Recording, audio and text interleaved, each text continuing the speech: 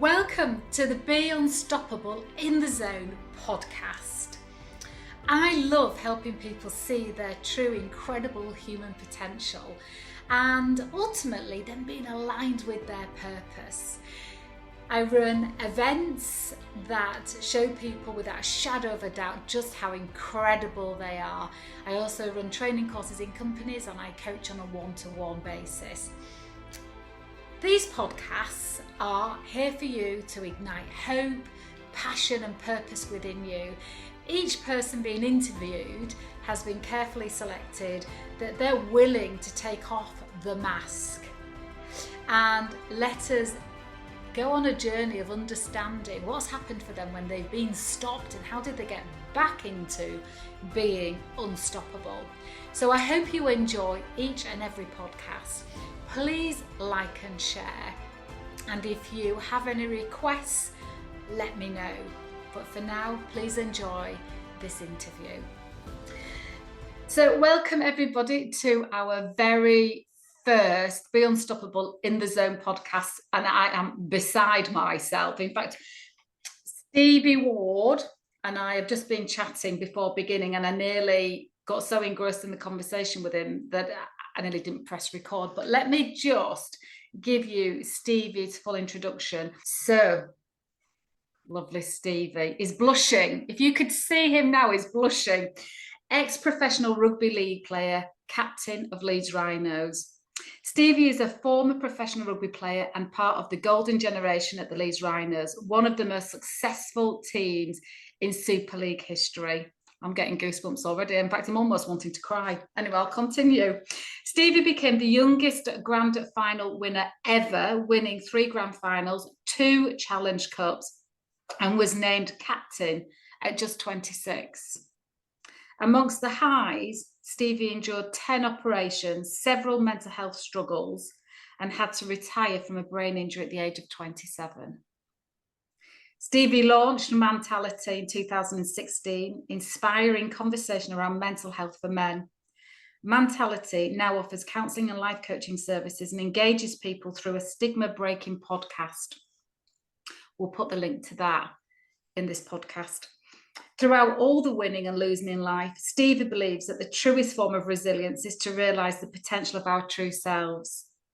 Stevie put this to the test by leading culture meetings as a captain of the Leeds Rhinos team in Rugby League, one of the most toughest sports there is. Stevie believes that authenticity is the only thing that aligns success with fulfillment, and we all crave it.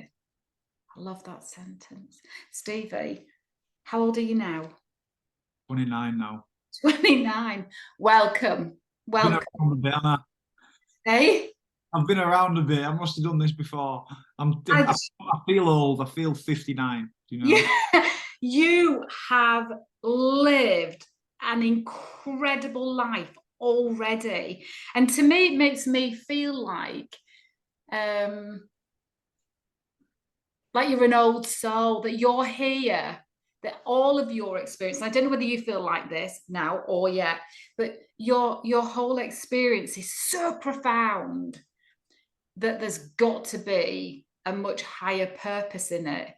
So yeah, I mean, I don't know. I mean, I can remember thinking that when I just kept getting injury after injury after injury playing, but also being up there in terms of caliber of players still coming back. You know, it was like I had it all, but I didn't constantly. Do you know what I mean? It was like that. Tell me about that. I had it all, but I didn't. What does that mean to you? I mean, I had the ability, I had the work ethic, the discipline, the application, the drive, the talent, the creativity, and at moments this would be allowed to flourish and it'd come through and it'd just take over and I'd be in my element. But interspersed with that, with major successes in winning trophies and playing a game beyond my expectations, let alone anyone else's, would come big injuries. and then operations, which I'm starting to learn that leaves a lot of trauma, and then long stints of rehab on your own, isolated and out of the team. And then when you get back playing, you're still in pain, you can't put the size on, you can't be that player. So it was like I had it all, but yeah, I didn't at the same time, on and off quite a bit. And I sometimes think about when I played as a young athlete, as a young kid. I knew what to do. My body knew what to do. I had this intelligence that just didn't need a coach to tell me what to do. It was just like my body would do it itself. And if anything, I needed to step out of the way to allow it to happen. And I say I is in this version of ourselves that we all have, which is narrating and saying what's right, what's wrong, what the expectations are for how life should go, and the conditions for what we will allow to make us happy. Whether that's 3 trophies in a year, or whether that's a summer holiday. Those sort of things that we put on to life, when in reality, like, should be learning to let it flow in a way. I absolutely do. I mean, that is so wonderfully put, because in the zone really means unconscious flow in our best. And that's exactly what you've just described, and why I wanted to call this Be in the Zone. And that, what great lessons you've said already in that opening paragraph.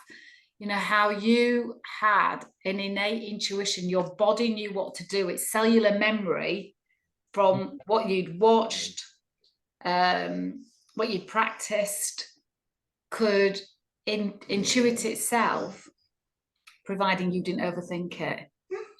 As long as you showed up with the discipline and the focus and the intention to win.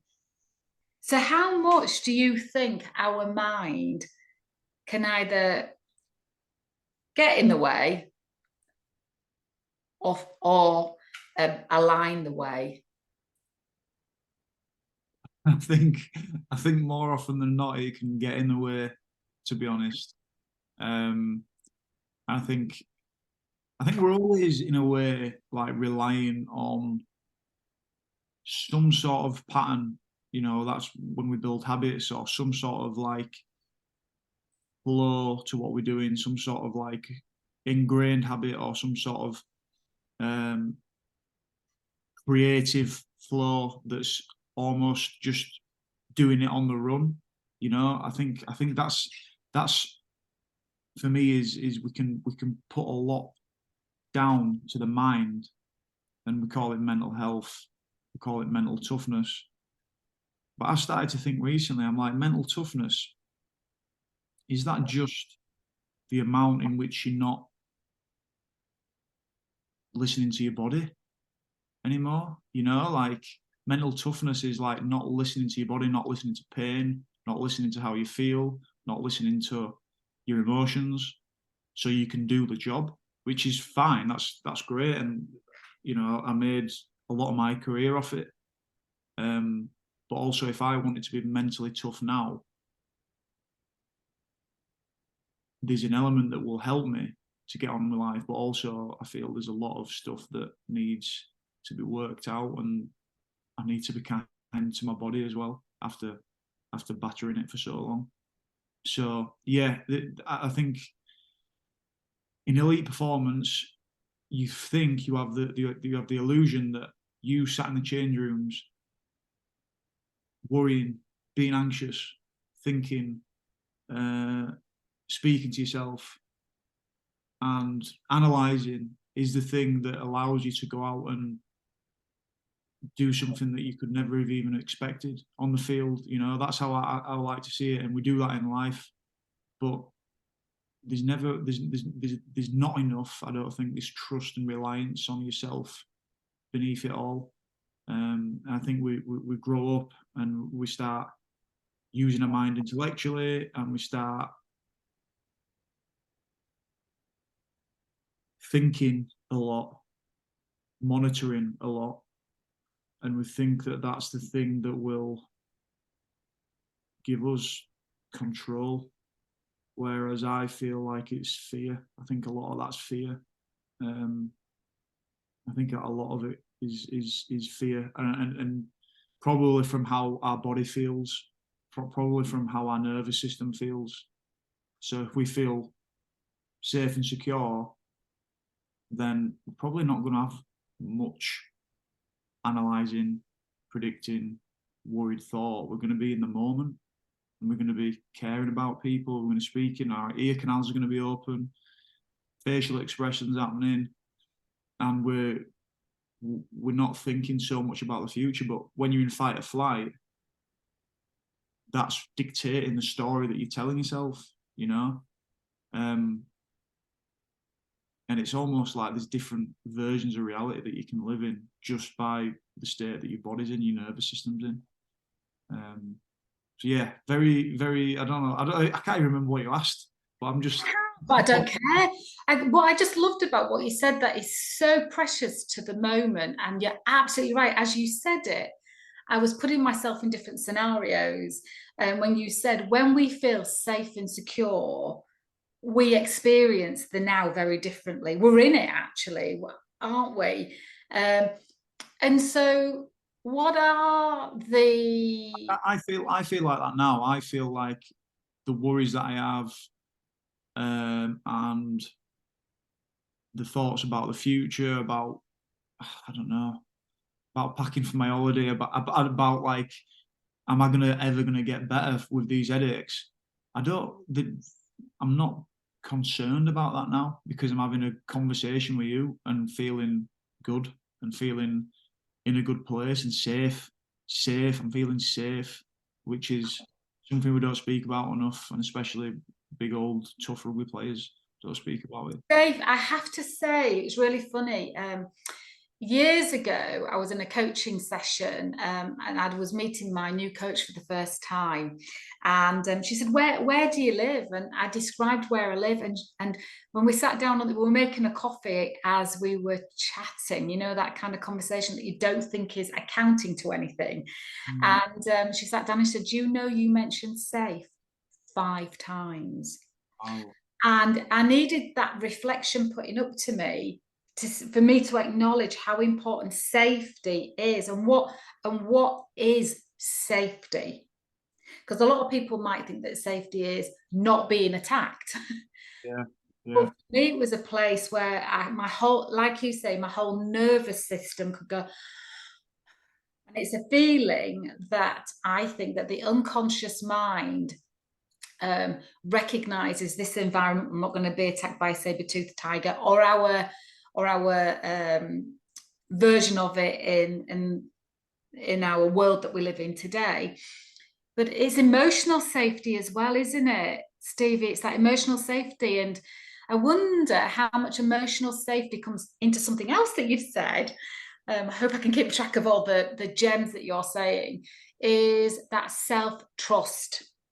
When we trust ourselves and we're in our flow and we're not getting in our way, how much is the safety that we crave in life actually dependent on that self-trust?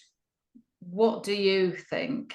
Everything comes down to us keeping us safe. I think the nervous system, that's like the main thing. It's like the first point of call, like, really, for us, that's going on beneath our thoughts and feelings about whatever it is.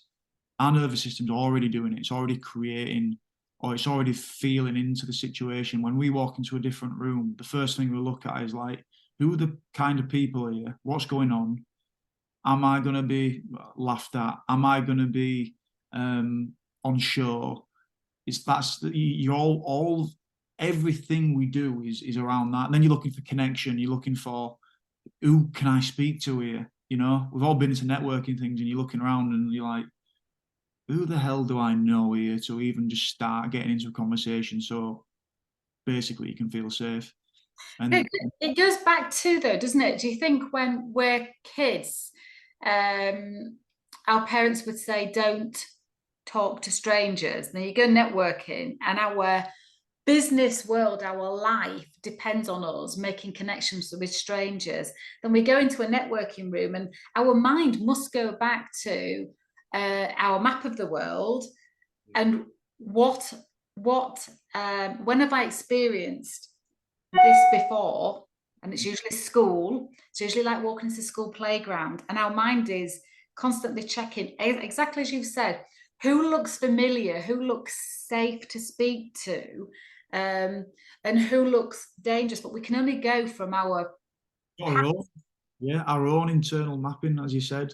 And yeah. coming back to that with the self-trust, like, in what state are you going to trust yourself? Like, what place are you going to be able to trust yourself? And for me, that probably is, it's either being really boundaried and choosing authenticity and standing in authenticity over attachment. So choosing your self beneath all of everything else, all thoughts and worries that we have, choosing yourself and your ability, and having almost a strong, healthy disrespect for what other people try to put onto you and for what other people say you should be, or what you can do, what you can and can't do. Like, you have to have almost like, it's like this force field you have to have, right? And that takes practice. And also the easiest thing to go into is probably feeling safety. So feeling that context, so you understand the context, feeling that connection, you've got that connection. It might be a connection to yourself, it might be a connection to your partner, to your friend, it might be a connection to music, something that you love. And choice, like, have you got choice to be there? Have you got, can you get out there if you need to? So these three things build up to say, am I going to go and have a crack now? Like, am I in a place where I can take a risk? Which is pretty much coming from trust in it. I trust myself to take this risk. I trust that I'm okay if this goes wrong, which is, I guess, what the foundation to be able to take a risk, really, if we're Mm. thinking about it. And I think about playing in the rugby teams, and this is why the authenticity game plans come to my mind, because in many video reviews, after performances, we might have won the game, but we might be looking at a clip of one of my old teammates, Adam Cuthbertson, who was this Australian fella, and he was a prop forward, but he wasn't a head down, arse up prop forward, we call him. He was this almost creative artist in a prop forward's body. And he'd go towards the line, and he was so known for offloading. He'd just offload, and no one could get the ball from him and offload. So we'd be speaking to Rob Burrow and our halfbacks, and the likes of Joe Moon and these players that we had. Like, you'd see Adam Cuthbertson promoting the ball at the line, and the coach wouldn't say, Cuthbert, stop doing that. You're going to lose the ball. It would be, where are you all? But like, to all the players, where are you all? Because this is us. This is what we've got to do. We need to be playing in the teeth of the line. This is the way that we play. So where are you all? But this is what we're going for. And it'd be this, like, having a conviction to play this way, but also to allow the best of us to come from that moment, and to not be so mapped and thought in terms of what it has to look like, what it's supposed to look like. And that's, for me, the authenticity game plan. I've taken that framework and understanding and put it into life, really. That's what I'm delivering for life, because that's what I think what it is. And I guess it's another way of saying in the zone, and building that ability to be in the zone. When you talk about self-trust, what is it? What is it to you? What is self-trust to you? And what's its value?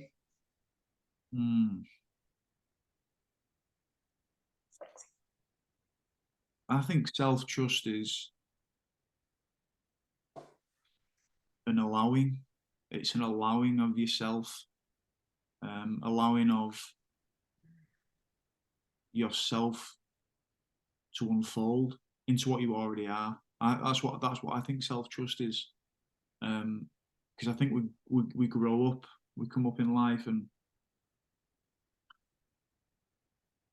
we sort of naturally have that trust. We sort of naturally have that adventurous, explorative, curious nature about ourselves when we arrive on the planet. And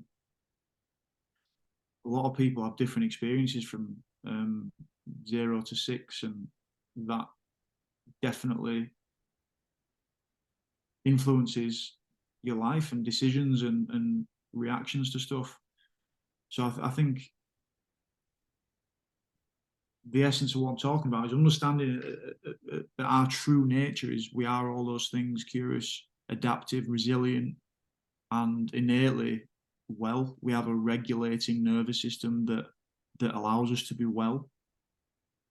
And it's not about coping, it's not about managing, it's about regulating and shifting how you feel and becoming more safe, and that's really important. So I think at the foundation that's who we are at true nature. But stuff happens in life where we take on trauma, we fold and we close and we adapt around other people and around our environment, and those affect who we are. You know, those are moments in our personal reality that then become our personality.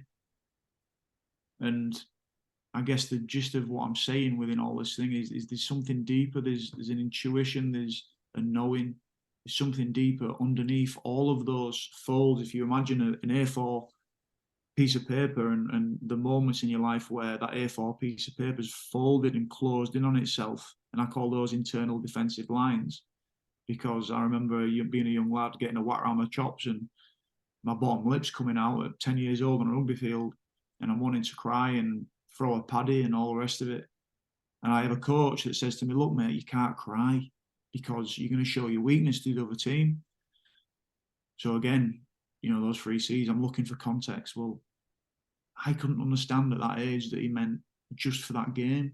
I thought he meant the full game. But that means I've closed off my full regulating emotion, my full self. I've closed that off. And we go up through life, whether that's you comparing, whether that's you've been taught to feel shame about yourself, and you just fold and close in on yourself until you're this like cardboard-esque version. And for me, like, what comes with that is all these conditions and all these expectations and all these things that you think you're supposed to be. So self-trust is, in essence, I think, allowing that version of yourself to unfold. You know, that's for me what self-trust is, and that's through the beam of authenticity, and it's through the strength of disrespecting what ultimately has been put on you most of your life. That is incredible. So let me unpick a little bit. Just that one sentence at aged 10, when the coach said, you can't cry, mate, it shows weakness to the other side, also brings up this fear of, I'll lose. I'll be letting the team down, or I'll be letting myself down. We'll lose. I'll lose. We'll lose. And I'm guessing in rugby, you're either winning or you're losing. And therefore, and you saying, I didn't realise he meant just for that 90 minutes. Mm. And that can become a locked-in belief that we never go back and check, is that true? It just becomes our fact, can't cry. But what is, just going to crying and men, what is the danger if we lock in emotion and don't release it? Because that's what tears are. In fact, tears are I mean, my sister, if I've got some emotion that's arising, she'll go, "Oh no, don't cry," and then as though the crying is the world falling apart, but actually the crying is just a release. It's built in, it's released. We've got it all there, but we've shamed it and apologized for it and ruled it out. You know, it's like if we cry, "Oh, I'm sorry." Why are you sorry? What are you sorry for? What are you sorry for crying? And I did this interview yesterday, and it was from Men's Mental Health film, and it was a real top line question. And the first part of it, what are the challenges that men are facing now? And I wish I'd have took longer to give them a better answer, but I took about a minute to think about it. And they're like, "You don't have to answer that." I'm like, "No, I'm trying to answer it with actual thought behind it." And I wish I'd have said the biggest challenge for men that they're facing now is naturalness. It's actually naturalness. Like, things are happening in the world. Things have always happened in the world. Things worse than what's happening now, by the way, has happened in the world. But we have this resistance to naturalness in our emotion and to expressing ourselves. Like, I don't know. For me, that's where it's at. But also, I understand that there is worth and there's need to, at moments, carry on, you know, and at moments, not cry because you've got to go do a job, you know. Because for me, crying on a rugby pitch probably isn't the best thing to do, you know. But when I cross the white line and when I go home and when I'm feeling emotional and I'm on my own, I'm safe, then maybe it's probably a good idea, you know. So it's like there's so many things, so many individual challenges out there, and everyone's got a different challenge. But if we're not using what's inbuilt, if we're not using sustainable well-being, if we're not using those systems that are there for us, then what are we doing? We're just making it hard for ourselves.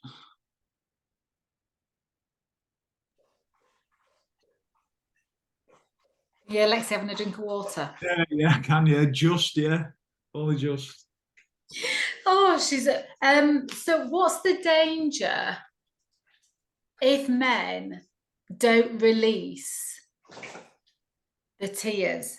What will that lead to? What is that creating if they don't release the tears? Because what you've just said is, all right, maybe not now, I'll park it, but I will do it.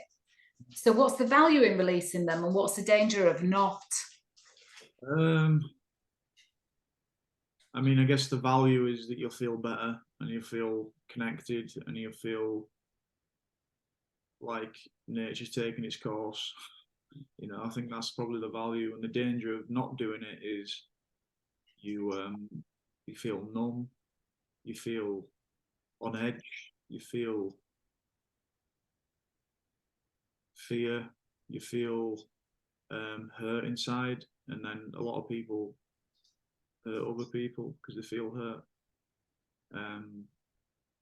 You know, that's probably the danger, and the more I'm understanding how much the body takes a role in our lives, and it's not just this thing that carries our heads to meetings or to jobs.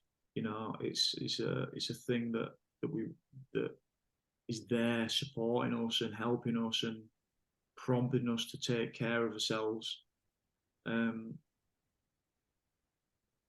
You understand that in a way that it's storing trauma, it's storing these moments and these memories and these things that because we've got out of there and we forgot about it or we don't think about it, actually it's still there, you know.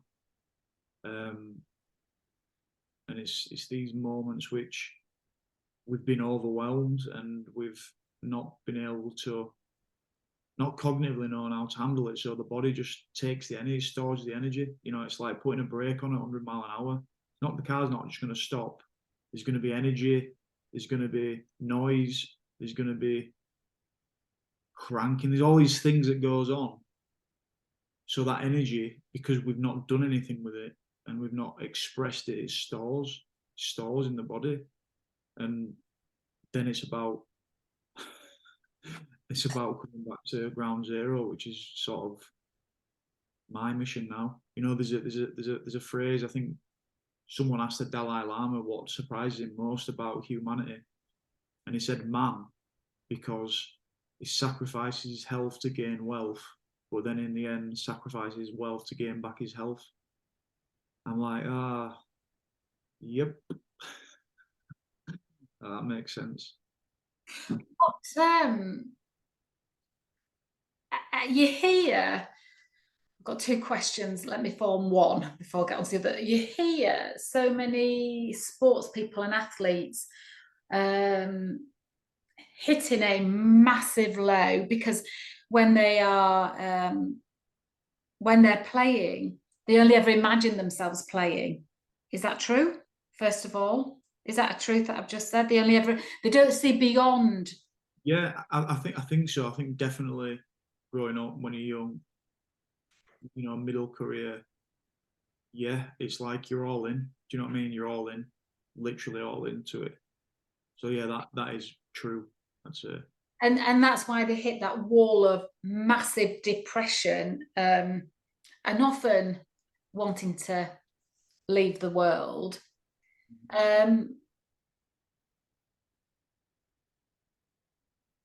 How have you all you've ever done is play rugby and just and as you've said, to a level that you couldn't even imagine because you got out of your own way.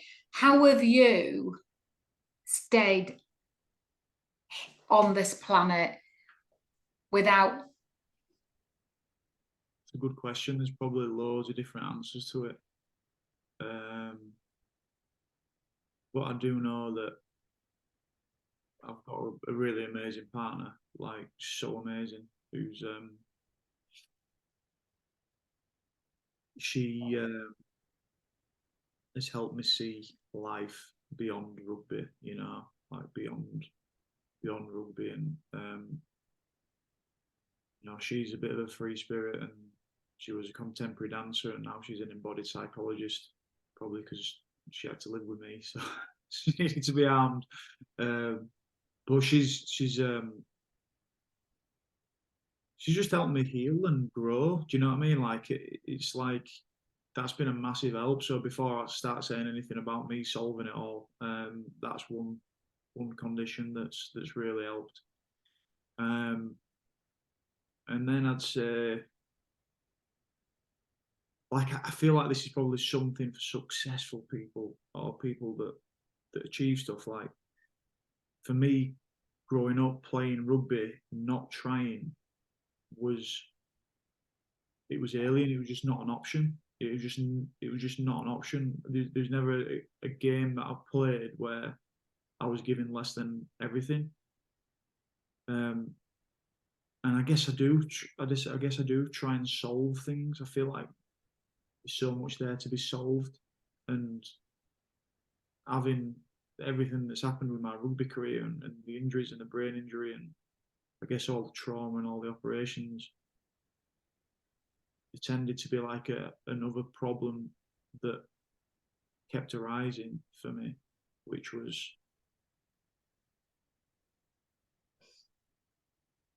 my well-being or my um, health, or I intuitively know and knew that like I got to this position playing rugby and doing all these things, but why did it not feel? I don't know. Why is it not as releasing and freeing as it should be? You know, and you know that's something with mental health struggles that I sort of pondered the question, and then going through the years of playing and understanding my values and understanding authenticity and understanding all these things, and then allowing the team to do it and providing a platform for the team to do it. it's just sort of been this problem or this adventure to have, which shines brighter than the despondent days and the days where I feel very locked up and in fear. That's probably why, and I can get to that place more often than not, to the good place. So yeah, I don't know. I don't know how much that answers it, but Oh, a lot, a lot. I mean, what I hear is the life-saving value of connection. Just somebody who can see, just somebody, I know she isn't just somebody, but someone who can hold the light until you can see your own path, yes, is just life-saving for us never to forget that it's not about telling somebody what to do. It's not about telling them your wisdom. It's about just holding enough light for enough time that they can gather their own tools up and crack on. It's not about picking them up off the ground physically when they fall on it. It's about them allowing them to be on the ground mm, and being with them on the ground, and then being there when they're ready to stand again. yeah. You look like you're going to say something. No, I like it. I think it's totally right, and it's just this level of compassion, which um, I guess is just I don't know. It was more than I've ever experienced from Natalie, my partner, Mm. and I'm so lucky to have had that. And I say lucky, I guess, to sort of, people say everything happens for a reason, but to be in the frame or to be in the zone, to meet Natalie and to have these discussions and conversations, I'd been vulnerable and not known the answers, and launched myself into, I guess, an inquiry and also into a bout of openness. Um, and it's almost like, those, as I said, that unfolding. It's like those defensive lines, those creases. Like when you can go back through those, it's like it becomes easier to attract that connection. It becomes easier to like know the way forward for yourself. But just like it does before you go and play a rugby game, it takes a lot of vulnerability and um, bravery, courage to step across that line and and see what happens and do your best. I want to finish with a question, but also I want to say that there is no doubt in every fibre of my being that you're here to make an impact. There is no doubt. You, you are here for an important purpose and mission, and you had to go through all of that, as shocking as it is, because you're not here to mess around, Stevie. I can really feel it. You're not here to mess around. Um, you've got work to do in this lifetime, and you've got the resilience, you've got the drive, you've got the discipline, you've got the hunger. And you said to me before we started this call, I'm teaching this stuff whilst going through it. In my view, that is the most influential teacher, because we always want to make an influence, because the person that's teaching us, we want to relate to. And too often we hear rags to riches story, and we just can't relate to the riches story, but we can relate to the pain, the discomfort, the doubt, the insecurity. And that's the light, I think. So whilst going through it and teaching it, is like, look, I am vulnerable as it gets right now, and I'm still willing to show up. So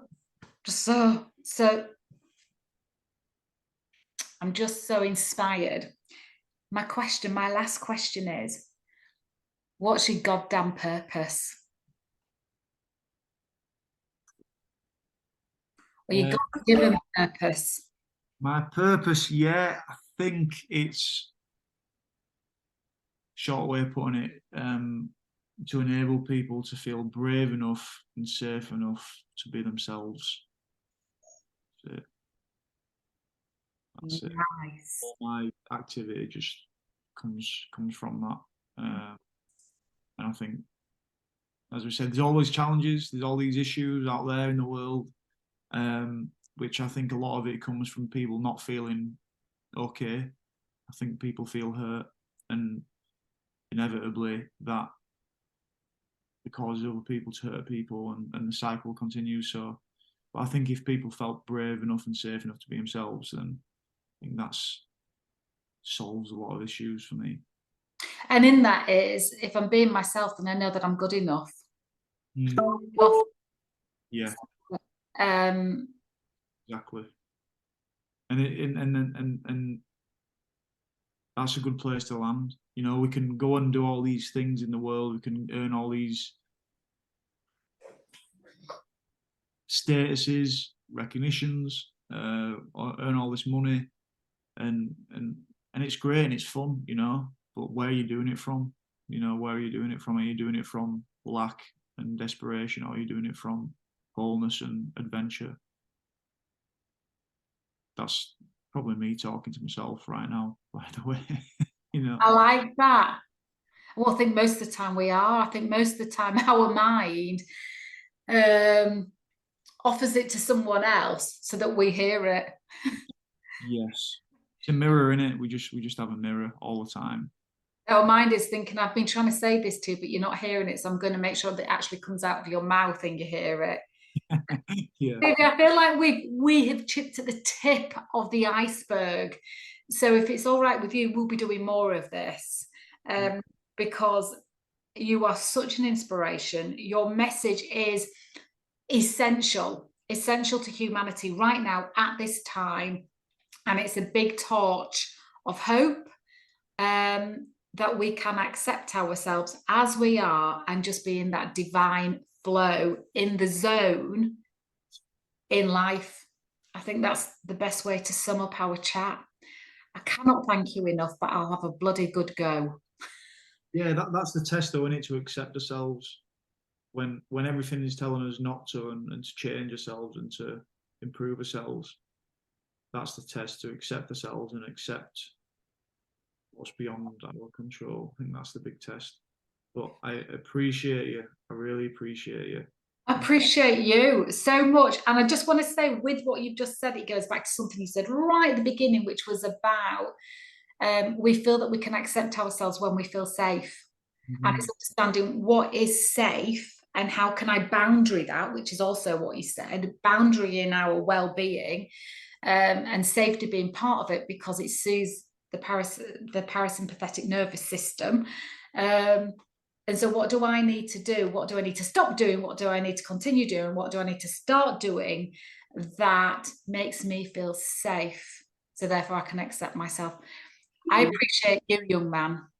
You have lived a lifetime and you are not messing about. You've got work to do on this planet in this lifetime. And any way I can support you, you've got it, whether you want it or not, you're getting it. Thank you so much, Stevie.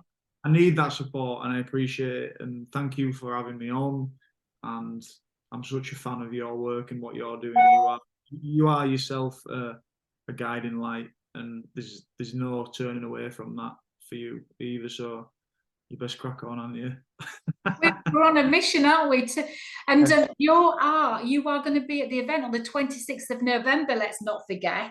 Oh. We're going to have you intravenously in our arms, in our system, where we're going to be completely authentic, and you're going to be around for the firewalk, aren't you? Yes, 100%. Ice baths, firewalks, rugby games, whatever, I'm there. You're there. All right, darling, have a brilliant holiday. I'm sending you so much love. Superstar. Take it easy and I'll see everyone on the 26th.